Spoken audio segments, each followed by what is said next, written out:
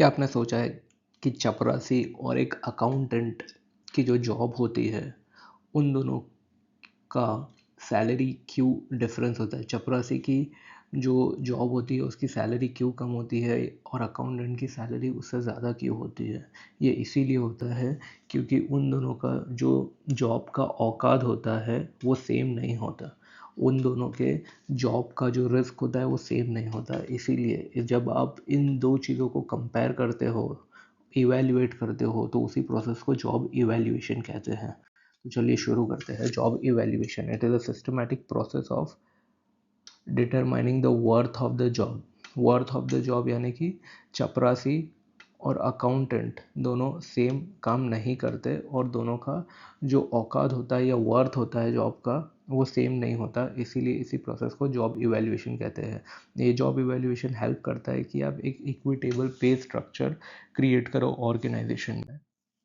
Objectives of the job evaluation, जब आप job evaluate करते हो तो आप फेयर पे स्ट्रक्चर देते हो, वेज इनइक्वालिटीज़ कम करते हो। अगर किसी को ट्रेनिंग की ज़रूरत है तो उसे ट्रेनिंग का भी पता चलता है जॉब इवैल्यूएशन से। It improves employ satisfaction.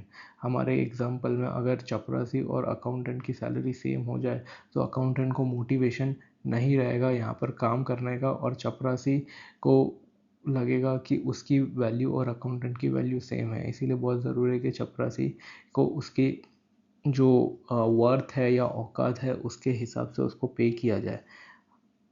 Ensure legal compliance, job evaluation से ये भी होता है कि आपको एक मिनिमम वेजेस जो होता है वो देना होता है। तो लीगल कंप्लायंस भी हेल्प करता है जॉब इवैल्यूएशन में। It help in career planning and promotion also.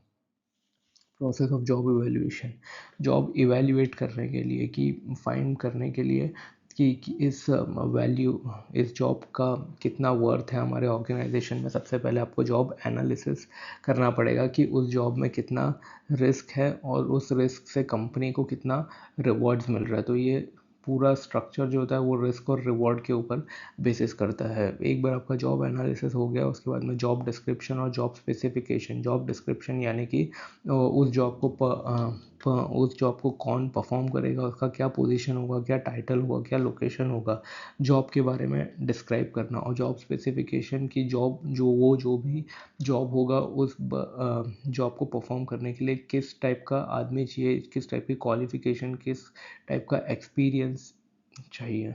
तो ये दो चीज़ डिसाइड करती है कि आपका जॉब का वर्थ कितना होगा। और once the job analysis is done, इसके बाद में आता है जॉब इवैल्यूएशन मेथड, कि आपको रैंकिंग मेथड यूज़ करना है, ग्रेडिंग मेथड यूज़ करना है, पॉइंट मेथड या फैक्टर कंपैरिजन। जो एक बार इवैल्यूएशन मेथड डिसाइड हो जाए उसके बाद में आपको जॉब को रेट करना होता है कि वो जॉब ए ग्रेड है, बी ग्रेड है, सी ग्रेड है या डी ग्रेड जॉब है। और उस रेटिंग के बेसिस के ऊपर आपको पे ग्रेड डिसाइड करना होता है कि ए ग्रेड वालों को 1 लाख मिलेगा, बी ग्रेड वालों को 50,000, सी ग्रेड वालों को 30,000 एंड डी ग्रेड वालों को 10,000। इस तरह से आपको पे ग्रेड डिसाइड करना होता है। और ये जो ग्रेड्स है ये आपको टाइमली रिव्यू और अपडेट करना पड़ता है, क्योंकि इन्फ्लेशन जो होता है वो टाइम के साथ बढ़ता रहता है और उसी हिसाब से पे ग्रेड भी ऊपर या नीचे होता है।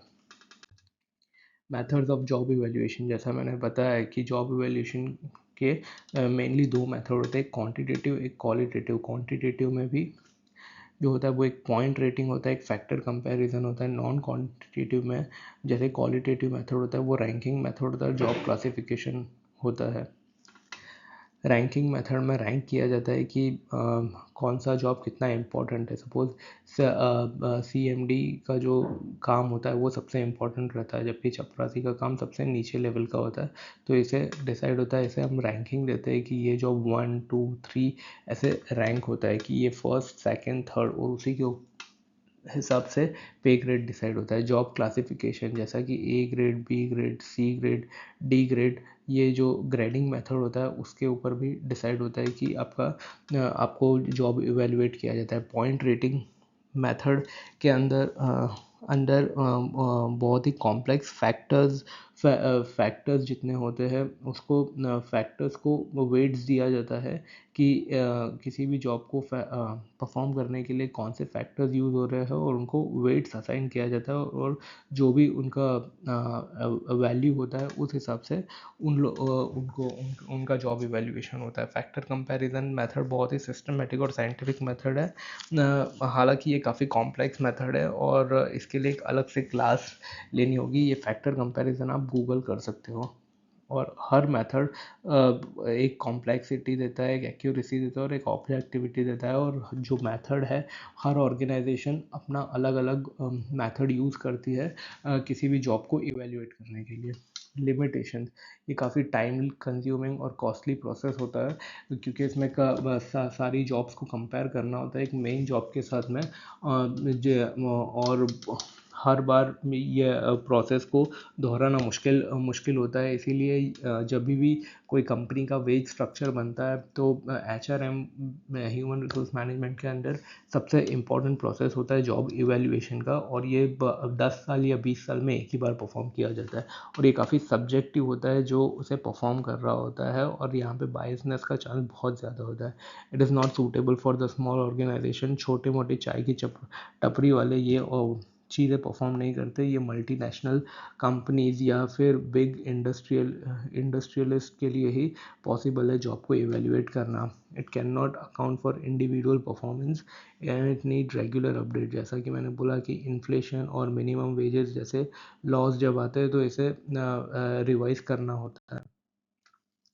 फॉर एग्जांपल टाटा स्टील जैसी companies point rating method use करती है अपने जॉब्स को इवेल्युएट करने के लिए, जो कि बेस्ड होता है स्किल्स, एफर्ट्स, रिस्पॉन्सिबिलिटी और वर्किंग कंडीशंस पे। इसके अलावा इन्फोसिस यूज़ करती है combination of job classification and point rating method for structured salary bands.